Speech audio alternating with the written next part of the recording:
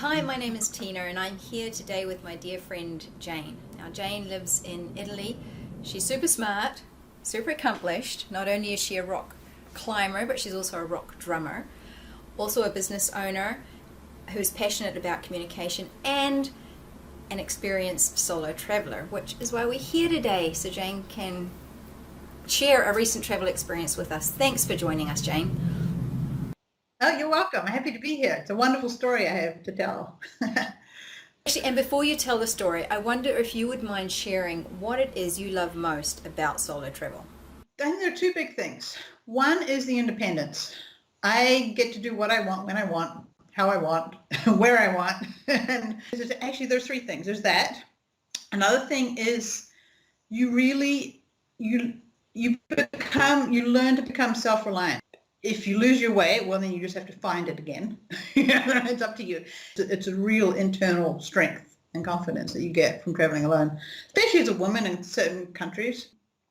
And then the final piece is meeting people, because when you travel with someone else, your attention is absorbed by them and vice versa, and you're not as open to your environment, to the people. You're not taking in the sights and sounds and smells in the same way, and you're also not interacting with people in the same way. And that's what actually the story is about. It's a story of a meeting that I don't think it would have really happened in the same way had I been with someone else. So this story took place in Georgia, right? Tell me, where is Georgia? Georgia's in the Caucasus. It's on the shore of the Black Sea, and it's the border place between, it's where Europe and Central Asia meet. What happened on your last trip to Georgia? I'm obsessed by mountains. I love walking the mountains and going in the mountains. As you said, I'm doing rock climbing. And there was a walk that I wanted to do to the Chalchi Pass. And the Chalchi Pass is at about 3,300 meters above sea level. So it's a high mountain. I was walking up, and the track takes you, it's a stunningly gorgeous area. It's across mountain meadows, and there's icy torrents rushing down. And at one point, I actually walked across what's called a snow bridge across one of the torrents, because it was mid-June, but there was still a big chunk of snow in place. And so instead of getting my feet wet, I just walked across the snow and over the torrent. And then I was coming up, and then I came to another torrent where you had to actually cross. You had to actually walk through the water, and it looked like it was in full melt, like the glaciers were melting, the snow was melting. It was early summer, and it was rushing down, and it was a little bit daunting. And I saw this blonde woman sitting on a rock, drying her feet. I thought, well, she did it, I can do it. So I took my shoes off, and I used my hiking poles, and I walked through. Got across the other side, that was fine. And I walked up, and the woman stood up so that I could sit on her rock to dry my feet and put my shoes back on. So we got talking. We walked on together. And so as we were walking, her name is Ieva, she's from Latvia. And I learned that she had 3 children, and she'd brought them up pretty much by herself. And I thought, okay, so here's a woman who gets out, and she's independent, and I felt some sympathy with her. And so we were getting along really well, and it was her second time in the mountains. In Latvia is very flat. The highest point is 300 meters above sea level, which is a tenth of the height of the Chalchi Pass, which is where she was headed. I knew I didn't have enough time to do the full trek, so I could get back. But I was going to go as far as I could. But she was heading for the pass because she was on a very, very special mission. Her mother was Georgian, and I don't remember the full story anyway. It's Ieva's story to tell, but there was a sort of a romantic aspect involved. And anyway, her mother ended up in Latvia. And Ieva had always promised her, she said, I'll take you back to Georgia one day. We'll go together. Well, one day never came, and her mother was killed by a drunk driver. And so Ieva had brought her mother's ashes, and she said, okay, if I didn't take my mother, I can at least take her back to Georgia to leave her as a final resting place. And so she had gone online, like I had, and done some research, and she'd found there are these lakes. They're called, I wrote the name down because I can't remember it. It's the Abudelauri Lakes, and there's the green lake, the blue lake, and the white lake. And they're on the other side of the Chauhi Pass. They're supposed to be stunningly beautiful.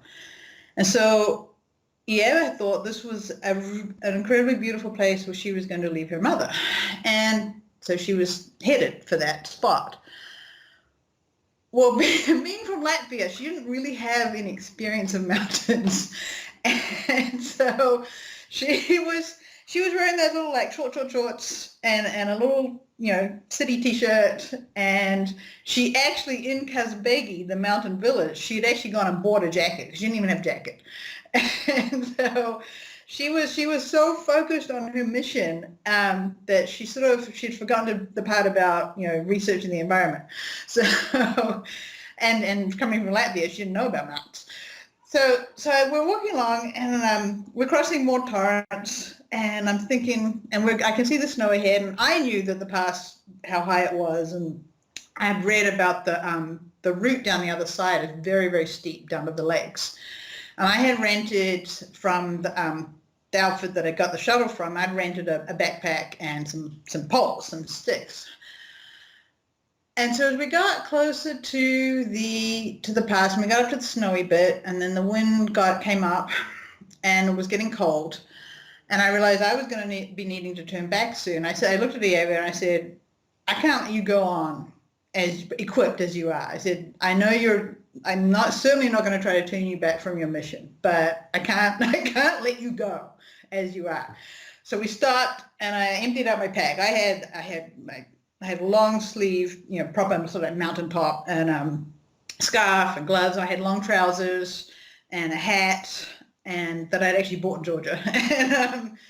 And so I emptied out my pack, gave her everything. I gave her some food, a little bit of food I had, and I gave her the sticks, the poles, because I said, you're going to want these. Going up through the snow, I said, you are absolutely, and especially going down the other side, you are going to want the poles. And so I gave her all this, and then we went on a little bit further together, and we got up into the snow, and then I had to turn back. And she said, she was glad to be going on alone because it was her mission. I said, yeah, I understand that too. But for quite some time, as I walked back, periodically I would turn around, I would look up, and there's this tiny little figure going up, and she would turn around and look, and then we waved to each other. And I took some photos of her, so she would have this record of, walking up through the snow with the poles like this. And I made her promise to message me, what's up when she got back. But I got a message from her the next morning. She'd just woken up. She completed her mission, and she finally got back, I don't know, like 2 a.m. She was coming back in the dark on the track through the mountains, and she's lost her way a couple of times, but she found her way back. And so then she was going to have a quiet day, and then she was going to come and join me in Kazbegi, and we would spend a couple of days there together, and then she would, we'd go our separate ways. So she came back, and we spent the next 2 days together.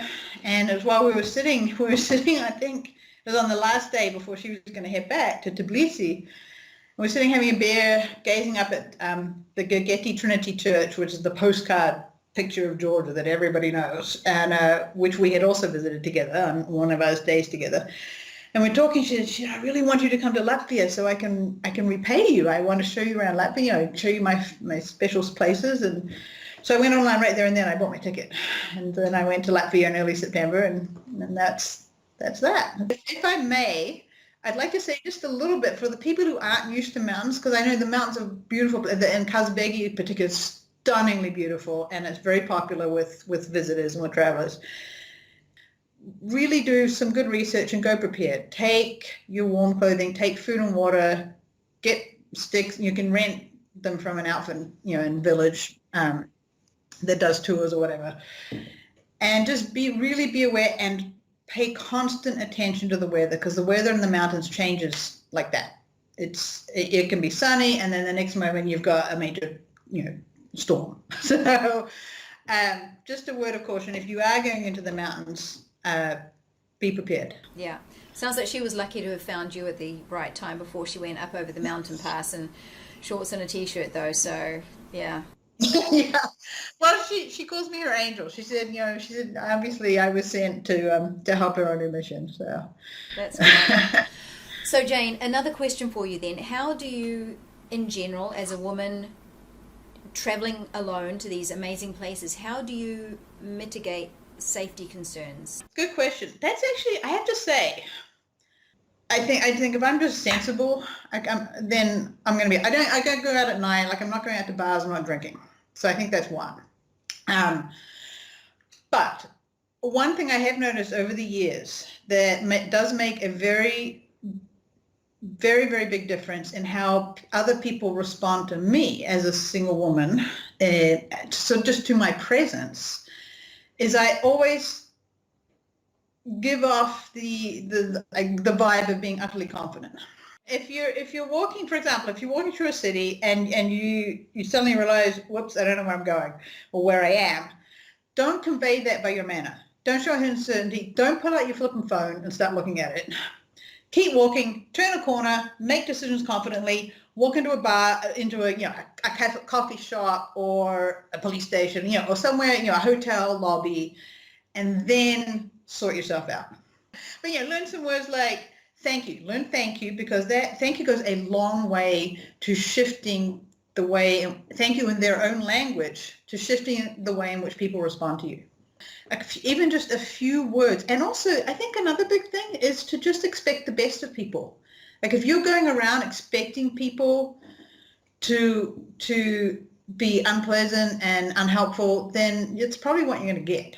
So expect the best of people, be pleasant, be grateful, say thank you in their language, and I